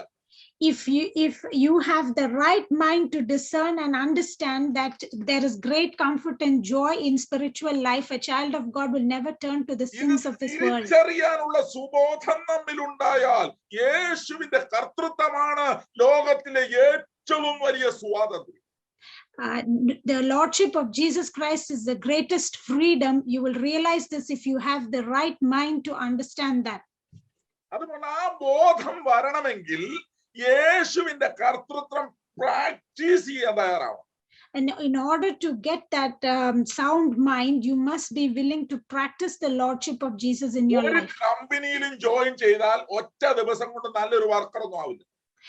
You will not become a good worker within one day, no matter which company you join into. ആ കേറുന്ന അന്ന് എന്തൊക്കെ ചെയ്യാൻ പറ്റുമെന്നുള്ള ടെൻഷനും ആ പ്രഷറും ഒക്കെ ഒന്ന് ഓർത്ത് നോക്കിയേ. നമുക്കറിയാം നമ്മൾ ഒന്നും ആയിട്ടില്ല, നമുക്കറിയാം. Can you remember the tension and pressure you had on what will you do on that first day when you joined the work? പക്ഷെ ഒരു കാര്യമുണ്ട്, ആദ്യം ഒക്കെ ഒന്ന് തെറ്റിയാൽ സാരമില്ല, എനിക്ക് പിടിച്ചു നിൽക്കാൻ പറ്റുമെന്നൊരു ചെറിയ ബോധം നമുക്കുണ്ട്. And initially we began to understand that even if I make few mistakes, I am able to stand. കാരണം എക്കാലവും ഇത് സ്വാതന്ത്ര്യം വെച്ചോണ്ട് കളിക്കാൻ പറ്റില്ല. Forever we cannot play with this freedom. പ്രായത്തിന് തക്ക പക്വത കാണിച്ചേ പറ്റൂ. You have to show maturity according to your age. കാലമായാൽ ഉപദേഷ്ടാവിന്റെ കാലമാകാനുള്ള പക്വത കാണിക്കണമെന്നുണ്ടെങ്കിൽ അത് കാണിക്കണം. If the word of God says that if you are old enough to be a teacher, you must show the maturity of that age. ഒരിക്കലും വളരാൻ തയ്യാറല്ലാത്ത കുറെ എണ്ണമുണ്ട്, അതിങ്ങനെ bonsai പോലെ പെന്തക്കോസിനകത്തുണ്ടാവും. There are a few people who never want to grow and they will always be like the bonsai plants. വല്ലപ്പോഴും ഒരു കായ അതിന്റെ മുകളിൽ പൂ പോലെ കാണുമെന്നല്ലാതെ ഒരു ഗുണമില്ല. Once in a while there will be a flower blooming, but it will never become a fruit. ഒരു കൺവെൻഷനോ മീറ്റിംഗോ നടത്തിയാൽ 10 പൈസ തരുമെന്നല്ലാതെ ജീവിതം കൊണ്ട് വലിയ വ്യത്യാസമൊന്നുമില്ല. If there is a convention or a meeting, they might offer some financial help, but they will never change their life. കാരണം അതിനെ ഇങ്ങനെ അതിന്റെ കൂടെ നമ്പർ ഒപ്പിച്ച് കൊണ്ടുപോകാന്നല്ലാതെ ഒരു വ്യത്യാസവും വരാൻ തയ്യാറല്ല. But those people never want to make any change in their life. കാരണം അവരെ സംബന്ധിച്ചിടത്തോളം പാപത്തെ ജയിക്കുന്ന, അതിന്റെ സ്വാധീനത്തെ ജയിക്കുന്ന, യേശുവിന്റെ കർത്തൃത്വം പ്രാക്ടീസ് ചെയ്യുന്ന ഒരു ജീവിത ശൈലിയിൽ അവർ ഇതുവരെ കേറിയിട്ടില്ല. They have not yet come into a lifestyle of overcoming sin and sin by the lordship of Jesus Christ. നമുക്കറിയാലോ, 1ാം ക്ലാസ്സിലെ പ്രശ്നം എന്താണെന്നറിയാം? 1ാം ക്ലാസ്സിൽ പഠിപ്പിക്കുക ഏറ്റവും ബുദ്ധിമുട്ടുള്ള കാര്യം. It is very difficult to teach grade 1. ടീച്ചറെ അവൻ എന്നെ നോക്കുക. Teacher, he is looking at me. അവൻ എന്നെ നോക്കൂന്ന് പറഞ്ഞു. He said he will look at me. അവൻ അത്ര നല്ലതല്ലെന്ന് എനിക്ക് അറിയാം. Teacher, I know he is not that good. ഇതുപോലെ സഭയിൽ ഇരുന്ന് പ്രശ്നം പറയുന്ന കുറെ പേരുണ്ട്. In such a manner, there are people who always find fault within the church. അവൻ ശരിയല്ല, കമ്മിറ്റിക്കാർ ശരിയല്ല, പാസ്റ്റർ ശരിയല്ല. They are not good. The committee members are not good. The pastor is not good. എന്റെ വീട്ടിൽ മീറ്റിംഗ് വെച്ചിട്ട് അവൻ വന്നില്ല, ഇവൻ വന്നില്ല. There was a meeting in my house and he did not come and such person did not come. ഈ മനുഷ്യൻ ഗുണം പിടിച്ചവനല്ല, അതുകൊണ്ട് അവനൊന്നും തരാത്തത്. This person is not good. That's why he does not give anything. ഇങ്ങനെ ആവലാതി പറയുന്ന കുറെ ശിശുക്കൾ എക്കാലവും ദൈവസഭയ്ക്കകത്ത്. And so there are babes within the church at all times who always complain. അവർ ലക്ഷ്യം വെക്കുന്നത് ഒരു അഡ്മിനിസ്ട്രേഷനും ഒരു സംഘടനയും ഒരു ഗ്രൂപ്പുമാണ്. Their focus is on an administration and a group and an organization. അവരൊരു നല്ല സംഘടനയുടെ മെമ്പേഴ്സാണ്. And they are members of a good organization. അവർ സ്നേഹിക്കുന്നത് ആ സംഘടനയാണ്. And they love the organization. പക്ഷെ ക്രിസ്ത്യാനിറ്റി എന്ന് പറയുന്നത് ക്രൈസ്റ്റ് സെന്റേർഡ് ആണ്. ക്രിസ്തുവിനെ സ്നേഹിച്ചിറങ്ങി തിരിച്ചവരാണ്. But Christian life is Christ-centered, and you have decided to love Christ. അതുകൊണ്ട് നമുക്കുള്ളത് ഒരു നല്ല സംഘടനയല്ല, ഒരു നല്ല കർത്താവാണ് നമുക്കുള്ളത്. And therefore we do not have a good organization, but a good Lord. നല്ല കുറെ മെമ്പേഴ്സ് അല്ല നമുക്കുള്ളത്, നമുക്കുള്ളത് ആത്മീക ജീവിതമാണ്. And we do not have a group of good members, but we have a spiritual life. കുറച്ചുകൂടെ ഞാൻ പറയട്ടെ, നമുക്കുള്ളത് സ്വർഗവുമല്ല, സ്വർഗത്തെക്കാൾ ഉന്നതനായി തീർന്നവരാണ്. And let me say one step ahead, it's we do not have heaven, but we have the one who is greater than heavens. അതുകൊണ്ട് സ്വർഗത്തിൽ പോകാനല്ല നാം രക്ഷിക്കപ്പെട്ടത്, ക്രിസ്തുവിലാകാനാണ് നാം രക്ഷിക്കപ്പെട്ടത്. Therefore we were not saved to go to heaven, but to be a part of Christ Jesus. ഞാൻ പറഞ്ഞ ശ്രദ്ധിക്കണേ, സ്വർഗത്തിൽ പോകാൻ വേണ്ടി കച്ചയും കെട്ടിയിരിക്കുമ്പോഴേ അതും കൂടെ അല്ലെന്ന് പറഞ്ഞാൽ ഉള്ളതും കൂടെ പോകരുത്. ഞാൻ ഉദ്ദേശിക്കുന്നത് സ്വർഗത്തിലെ സുഖമല്ല നമ്മുടെ പ്രത്യാശ. Don't be disheartened when I say that we are not going to heaven, but our focus is not going to heaven, but to be. ലോകത്തിലോ പട്ടിണിയും ദാരിദ്ര്യവും കഷ്ടപ്പാടും ഒക്കെ അങ്ങനെയാണ് സ്വർഗത്തിലെങ്കിലും പോയി സൂഹിക്കാന്ന് വെച്ചപ്പോ അതും ഇല്ലെന്നായോ എന്ന് വിചാരിക്കരുത്. Don't think that I have a lot of trouble in this world and I'm hoping to be comforted with the comfort of heaven. Bible പറയുന്നത് സ്വർഗം നമ്മുടെ പ്രത്യാശയാണെന്നല്ല, മഹത്വത്തിന്റെ പ്രത്യാശയായ ക്രിസ്തു നിങ്ങളിൽ ഇരിക്കുന്നു എന്നാണ് ബൈബിൾ പറയുന്നത്. The Bible does not teach us that your hope is going to heaven, but the hope of the glory of Christ Jesus in you. അതുകൊണ്ട് തന്നെ ലേഖനങ്ങളിൽ സ്വർഗത്തെ കുറിച്ച് കാര്യമായിട്ടൊന്നും പറയുന്നില്ല. And that is why the epistles do not talk about heaven much. പക്ഷെ ക്രിസ്തുവിനെ കുറിച്ച് വ്യക്തമാക്കി തരുന്നു. But they clearly speak about Jesus Christ. കാരണം നാം സ്വീകരിച്ചത് അകത്തൊരു കർത്താവിനെയാണ്. ആ ഒരു കാര്യത്തിൽ നമുക്കൊരു ബന്ധം തുടങ്ങിയത് രക്ഷിക്കപ്പെട്ട അന്നാണ്. And because we received Jesus into our hearts, and the relationship began when we were saved. അതുകൊണ്ട് ഭൂമിയിലും നിന്നെ അല്ലാതെ എനിക്ക് വേറൊന്നും അറിയേണ്ടതോ. And that is why the word says, in this world I want to know nothing else but you, Lord Jesus. കഴിഞ്ഞ പ്രാവശ്യം ഞാൻ പറഞ്ഞത് ഓർക്കുന്നുണ്ടാവുമല്ലോ, രക്ഷിക്കപ്പെട്ട ഒരു ദൈവവൈതന് ജസ്റ്റിഫിക്കേഷൻ നടന്നു, ഇപ്പൊ സാങ്ക്ടിഫിക്കേഷൻ നടക്കുന്നു, ഇനി ഗ്ലോറിഫിക്കേഷൻ നടക്കണം. You might remember that we discussed a child of God who was saved, has been justified, and now is in the process of sanctification and will be glorified in future. നാം അതിനെ ഇങ്ങനെ പറയുന്നത്, നാം രക്ഷിക്കപ്പെട്ടു, രക്ഷിക്കപ്പെട്ടുകൊണ്ടിരിക്കുന്നു, രക്ഷിക്കപ്പെടും. And we say that we have been saved, we are being saved, and we will be saved.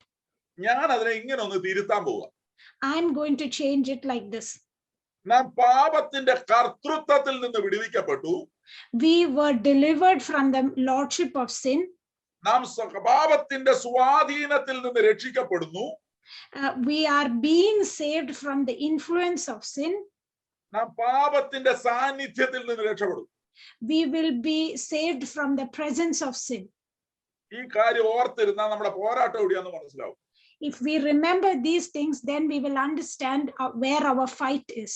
കാരണം ഇവിടെ വരുന്ന സ്വാധീനം ഏത് മുതലാളിയുടേതാണെന്ന് നോക്കിയിട്ടേ അവൻ അതിനൊക്കെ എല്ലിയുള്ളൂ. We can only fight our battles once we know where the influence is coming from. ഈ മുതലാളി ഏതാണെന്ന് അറിയാൻ ആത്മീകൻ സകലത്തെയും വിവേചിക്കുന്നു. In order to know who this Lord is, a spiritual man discerns all things. കിട്ടുന്ന സാധനം എത്ര നല്ലതാണെങ്കിലും അത് ഏത് മുതലാളിയുടേതാണെന്ന് നോക്കിയിട്ട് സ്വീകരിക്കാവൂ. No matter what good thing you receive, you must always look at who is the Lord behind that. ആര് തന്നാലും ഇരിക്കട്ടെ എന്ന് പറയുന്ന വഴിപോക്കനല്ല നമ്മൾ. ക്രിസ്തു എന്ന കർത്താവിന്റെ കീഴിൽ ജീവിക്കുന്ന ഒരു കൂട്ടം ദൈവമക്കളാണ് നമ്മൾ. We are not people under the roadside to receive anything that comes our way, but we live under the lordship of Jesus.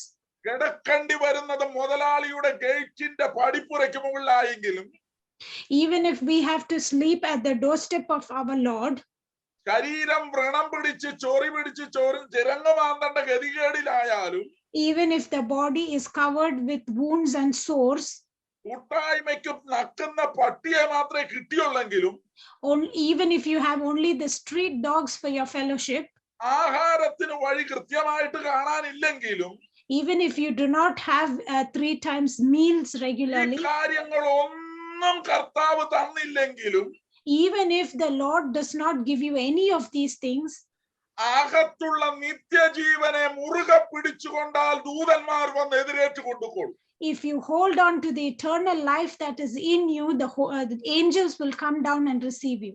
ഇവിടെയാണ് എന്തും കിട്ടിയാൽ ആര് തന്നാലും മേടിക്കാത്ത ഒരുവനെ തിരിച്ചറിയുന്നു. Here is where we see a man who will not receive anything and everything that has been offered to him. ആരെന്ത് തന്നാലും വേണ്ടില്ല, എനിക്ക് ലോകത്തിൽ സന്തോഷം മതി എന്ന് പറയുന്നവരല്ല രക്ഷിക്കപ്പെട്ട ദൈവമക്കൾ. The children of God who are saved are not people who say, I will receive any good thing in this world. ചിലരെ സംബന്ധിച്ചിടത്തോളം 10 പൈസ കിട്ടിയാൽ, നല്ല ജോലി കിട്ടിയാൽ, പ്രൊമോഷൻ കിട്ടിയാൽ ഒക്കെ hallelujah. There are people who always praise God if they get a promotion or an increment or a good job in this world. കാരണം അത് കിട്ടുന്നതാണ് അവർക്ക് വലിയ ആനന്ദം. That is their greatest joy. പക്ഷെ ധാന്യവും വീഞ്ഞും വർദ്ധിക്കുന്നതിനേക്കാൾ അധികമുള്ള ഒരു സന്തോഷം അകത്തളത്തിലുണ്ടോ എന്ന് നോക്കണം. But you must look within you if you have a joy that exceeds when the grain and wine abounds. കർത്താവ് ഒരിക്കൽ പറഞ്ഞു, പണത്തെയും ദൈവത്തെയും ഒരുപോലെ സേവിച്ച് മുന്നോട്ട് പോകാൻ ഒരുത്തിന് പറ്റില്ല. Christ has already stated that one cannot serve both God and mammon. അങ്ങനെയാണെങ്കിൽ അങ്ങനെ സേവിക്ക് രണ്ടും കൂടെ മുന്നോട്ട് പോകാൻ ബുദ്ധിമുട്ടാണ് എന്നാണ് പൊതുവെ പെന്തക്കോസ്തുകാരുടെ ഒരു ധാരണ. The Pentecostal people usually think it is difficult to go in that way. ഇത് ബുദ്ധിമുട്ടാണെന്നല്ല കർത്താവ് പറഞ്ഞത്. Jesus did not say that it is difficult. Either this or that. Jesus said either this or that. എന്ന് പറഞ്ഞാൽ ഒന്നുകിൽ ഇതിനെ സേവിക്കുക അല്ലെങ്കിൽ അതിനെ സേവിക്കുക. Jesus said either you serve the one master or you serve the other one. ഒരൊറ്റ മുതലാളിയെ നമ്മളെ കൊണ്ട് പറ്റൂ. We can only have one master. ബുദ്ധിമുട്ടാ, കുറെ പണക്കൊതി ഇരിക്കട്ടെ, കുറച്ച് പ്രാർത്ഥന ഇരിക്കട്ടെ എന്ന് പറയാൻ പറ്റില്ല. You cannot say that it is difficult and have a lot desire for money and at the same time pray. കുറച്ച് ദ്രവ്യാഗ്രഹം ഉണ്ടെന്നേ ഉള്ളൂ, എന്നാലും അവൻ ആത്മീയനാണെന്ന് പറയുന്ന പരിപാടി ഇല്ല. There is no question to say that he has a little bit greed for money, yet he is a spiritual man. പാട്ട് പൂച്ചക്കുഞ്ഞിനെ മേടിക്കാൻ വന്നതിനോട് പറഞ്ഞാൽ ഇത് അത്ര ചക്കിയല്ല, ഇത്ര കണ്ടനും അല്ലെന്ന് പറഞ്ഞ് ഏൽപ്പിച്ചു കൊടുക്കുന്ന പരിപാടി അല്ലത്. This is not like when a man came to buy a kitten and said he is half this breed and half of another breed. അതുകൊണ്ട് രണ്ടും ചേർന്ന ഒരു പരിപാടി നടക്കില്ല. ഒന്നുകിൽ ദൈവത്തെ സേവിക്കുക അല്ലെ മാമോനെ സേവിക്കുക. You cannot have both. You have to either serve God or serve man. ഒരു കർത്തൃത്വം സ്വീകരിച്ചാൽ ആ ഒരൊറ്റ സിംഗിൾ മാസ്റ്ററുടെ കീഴിലേ ഇത് പോകുള്ളൂ. Once you receive a Lord, your life can only be directed by one master. അതുകൊണ്ട് പഴയ മുതലാളി തലയും പൊക്കിക്കൊണ്ട് വരുമ്പോൾ, and if your old master lifts up his head and comes, പാപത്തിന് അതിന്റെ സുഖവുമായിട്ട് ഒരു അവസരം കൺമുമ്പിൽ വെളിപ്പെടുമ്പോൾ, when sin comes before you with its pleasures, അതിനോട് പോരാടുന്നതിൽ പ്രാണത്യാഗത്തോളം എതിർത്തു നിൽക്കണം. You must fight against that sin till your last breath. ഒന്ന് ട്രൈ ചെയ്ത് നോക്ക്, കർത്താവിന്റെ സഹായം എത്ര വലുതാണെന്ന് അപ്പോഴാണ് മനസ്സിലാകുന്നത്. You must try this at least once. It is then that you will realize how great our God helps us. കാരണം നമുക്ക് ഈ പഴയതിന്റെ താല്പര്യം എപ്പോഴും തലപൊക്കിക്കൊണ്ടിരിക്കും. Because our old desires and passions will always come up in our life. നമ്മുടെ ചർച്ചിൽ ഒരു പള്ളിയിലച്ഛനും ഒരു കള്ളുകുടിയനും രക്ഷിക്കപ്പെട്ടു വന്നെന്ന് വിചാരിക്കാം. Let's imagine a church priest and an alcoholic person got saved and comes to our church. രണ്ടുപേരും പിന്മാറിപ്പോയെന്ന് വിചാരിക്കാം. And let's imagine both of them were backslidden. ഈ പള്ളിയിലച്ഛൻ നേരെ കള്ളുഷാപ്പിലേക്ക് പോകും. Will the church priest go to the toddy shop? ഈ കള്ളുകുടിയൻ നേരെ പള്ളിയിലേക്ക് പോകും. Will the alcoholic go to the church? എന്താ കാരണം എന്ന് ചോദിച്ചാൽ ഈ പഴയതിനോടുള്ള സ്വാധീനം എക്കാലവും ചാകുന്നത് വരെ നിലനിൽക്കും. The reason being, the past influences of sin in our life will always be there till you die. ശരീരം പാപം നിമിത്തം മരിക്കേണ്ടതെങ്കിലും ആത്മാവ് നീതി നിമിത്തം ജീവനാകുന്നു. Though our body may die because of sin, our spirit must live because of righteousness. അതുകൊണ്ട് ഈ പഴയതിന്റെ സ്വാധീനം ഉള്ളിടത്തോളം കാലം ദൈവമക്കൾ കൂടുതൽ ശ്രദ്ധയോടെ ജീവിക്കേണ്ടതുണ്ട്. And because the influence of the past sins are always there, we must always live our Christian life with great care. കാരണം രക്ഷിക്കപ്പെട്ടത് 40-ാം വയസ്സിലാണെങ്കിൽ ഈ 40 കൊല്ലം നിന്നെ ട്യൂൺ ചെയ്തു വെച്ചിരിക്കുന്ന കുറെ സുഖങ്ങളുണ്ട്. If you were saved at the age of 40, for the past 40 years, you have been tuned by certain sinful nature. അതിലേക്ക് തിരികെ പോകാൻ ഒരുപാട് ദൂരമൊന്നും വേണ്ട. There you don't need to travel a long distance to go back to it. നമ്മുടെ താല്പര്യം അതിന് അനുകൂലമാണെന്ന് കണ്ടാൽ അതിനെ പറ്റിയ അവസരങ്ങൾ നമ്മുടെ മുമ്പിൽ എപ്പോഴും വെളിപ്പെട്ടു വന്നുകൊണ്ടിരിക്കും. If our desire is towards that sinful nature, then we will always be faced by opportunities to sin. അതുകൊണ്ട് യഹോവയെ സ്നേഹിക്കുന്നവരെ പാപത്തെ വെറുക്കുകയും. That's why we read, those of you who love the Lord hate sin. കർത്താവിന്റെ സ്നേഹത്തിൽ നിന്ന് എന്നെ വേർപിരിക്കാൻ ഒന്നിനും കഴിയുകയില്ല. And the word says that nothing can separate me from the love of Christ. കാരണം എനിക്ക് ഇവിടെ നിന്ന് ഈ കാണുന്ന ലോകത്ത് നിന്ന് കാണാത്തൊരു ലോകത്തിലേക്കുള്ള കണക്ഷൻ കിട്ടിയ ആളാണ്. Because I'm one who has received the connection or to move from this world that I can see to the unseen world. അതുകൊണ്ട് എന്നെ കൺട്രോൾ ചെയ്യുന്നത് മുകളിൽ നിന്ന് റിമോട്ട് കൺട്രോൾ ഇല്ല. Therefore I am controlled by a remote control from above. എനിക്ക് അതിൽ നല്ല ഉറപ്പുണ്ട്. And I have great assurance in it. കാണാത്ത കാര്യങ്ങളിൽ എനിക്ക് നിശ്ചയമുണ്ട്.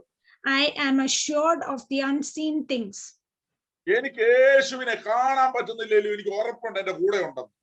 Even though I cannot see Jesus, I'm sure of his presence with me. പരിശുദ്ധാത്മാവിനെ കാണാൻ പറ്റുന്നില്ലെങ്കിലും എനിക്ക് ഉറപ്പുണ്ട് എൻ്റെ അടുത്ത് സംസാരിക്കുന്നുണ്ട്. And even though I cannot see the Holy Spirit, I am very assured that he speaks within me. ദൂതന്മാരെ കാണാൻ പറ്റുന്നില്ലെങ്കിലും മുതലാളി വിട്ട് കാവൽ ചെയ്യുന്നുണ്ടെന്ന് എനിക്ക് അറിയാം. Even though I can't see the angels, I know my Lord has sent them to guard me. എൻ്റെ വഴികളെ നിയന്ത്രിക്കുന്ന ഒരു മുതലാളി എനിക്കുണ്ടെന്ന് എനിക്ക് അനുഭവത്തിൽ അറിയാം. I know by experience that there is a Lord who guides my ways. അതുകൊണ്ട് വിശ്വാസത്തിന്റെ പ്രവൃത്തിയിൽ മുന്നോട്ട് വരാൻ എനിക്ക് ബുദ്ധിമുട്ടൊന്നുമില്ല. And therefore I do not find it hard to come forth in the works of faith. എൻ്റെ വളർച്ച അനുസരിച്ചുള്ള പ്രവൃത്തി കാണിച്ചാൽ മതി. And I have to show works according to my growth. ഞാൻ 1-ാം ക്ലാസ്സിൽ കണക്ക് പഠിച്ച് 100-ൽ 100 മാർക്ക് മേടിച്ചാൽ ഞാൻ കണക്കിൽ പെർഫെക്റ്റ് ഒന്നുമല്ല. If I get 100% in maths in grade 1, I'm not perfect in maths. പക്ഷേ എന്നെ പഠിപ്പിച്ചതിൽ ഞാൻ perfect. But I am perfect in what I have been taught. ഞാൻ കണക്കിന്റെ അഗ്രഗണ്യനായിട്ട് 100-ൽ 100 മേടിച്ചാൽ ഞാൻ കണക്കിൽ പെർഫെക്റ്റ് അല്ല, പക്ഷേ പഠിപ്പിച്ചതിൽ പെർഫെക്റ്റ്.